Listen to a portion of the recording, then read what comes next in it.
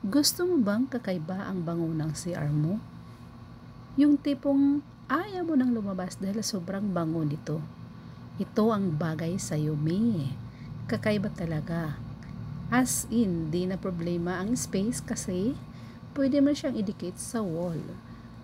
Mayroon tayong iba't ibang flavor.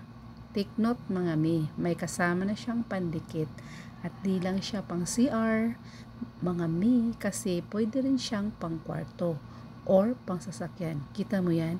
Para lang siyang gel at mayroon tayong iba't ibang flavor. Kita nyo naman me, wag na kayong magdalawang isip. Nasa yellow basket ko lang yan. Pumili lang kayo ng iba't ibang flavor kung ano yung gusto nyo.